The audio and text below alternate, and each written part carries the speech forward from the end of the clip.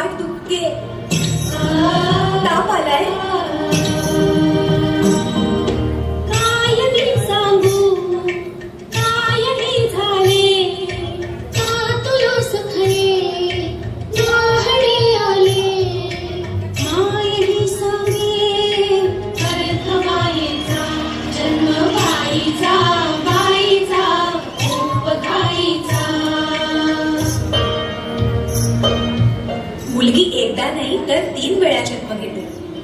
एकदा आईच्या पोटातून, एकदा ती आई होते तेव्हा. पण तिसरी आणि महत्वाची वेळ म्हणजे ती आई होण्यास सक्षम होते तेव्हा.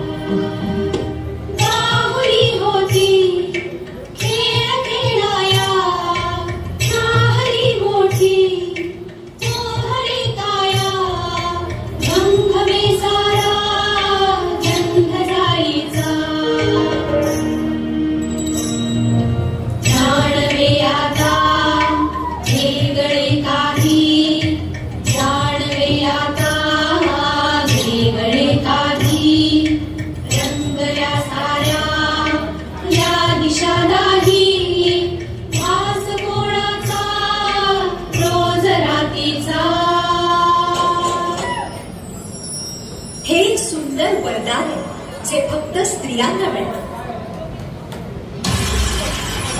आई बाबा, मी शाळेत पहिली आहे. आई कुठे आहेस तू? आज आपल्या प्राचीला पाहायला पाहुणे मंडळी येणार आहे. जा, तयारीला लागा.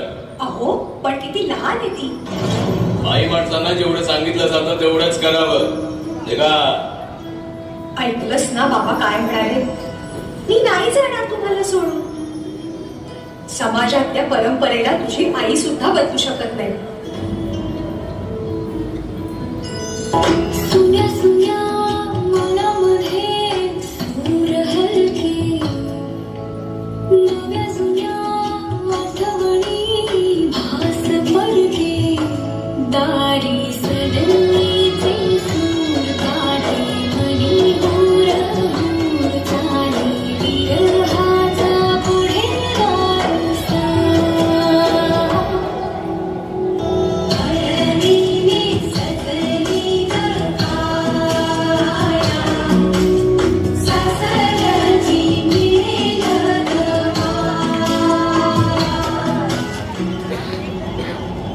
तू नसशील ना सासरी माया करायला. मुलगी म्हणून जन्माला येणं हाच आपला गुन्हा आहे. कसं सांगू, कसं शिकवू तुला?